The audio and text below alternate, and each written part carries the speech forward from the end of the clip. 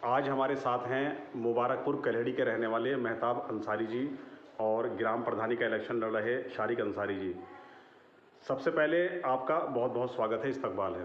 शुक्रिया बहुत। मेहताब साहब, आप पिछले काफ़ी टाइम से दुबई में रह रहे हैं और इस वक्त चूँकि मुबारकपुर कल्हेड़ी के पास से जो ये हाईवे गुजर रहा है, इसमें सर्विस रोड बनवाए जाने को लेकर यहाँ पिछले दिनों धरना प्रदर्शन भी हुआ है और जनता की जो क्षेत्र की जनता है उसकी सबसे बड़ी मांग है कि यहाँ पर सर्विस रोड बनना चाहिए।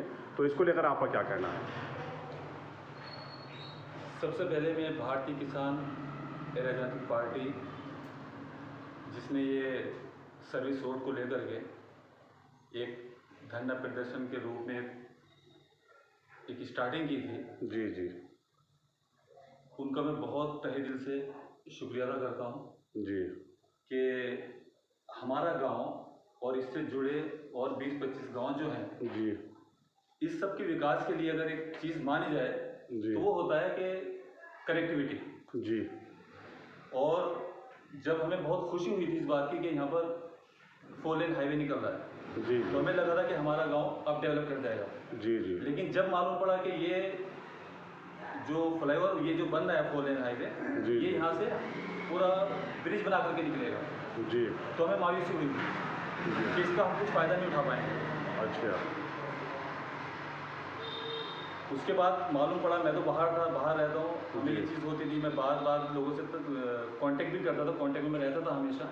जी तो बड़ा अफसोस होता था कि यार ये जो सर्विस रोड ये जो रोड बन रहा है 4 लेन हाईवे, इसका हम लोग कुछ फ़ायदा नहीं उठा पाएंगे अगर हमारी जब तक इससे कनेक्टिविटी नहीं होगी। जी जी।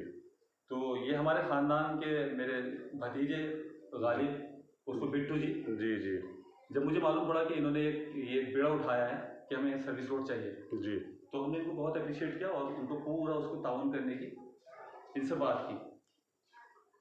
तो इन लोगों ने इसके ऊपर काम किया और अल्हम्दुलिल्लाह हमें बहुत खुशी हुई इस बात की कि जो इन्होंने मेहनत की और अपने सारे साथियों को जोड़ करके, भारतीय किसान यूनियन के लोगों को जोड़ करके यहाँ पे एक धरना प्रदर्शन किया और SDM लोग यहाँ पे तमाम प्रशासनिक अधिकारी यहाँ पर आए, उनसे इन लोगों ने उनके सामने प्रपोजल रखा और ये एक्सेप्ट हुआ।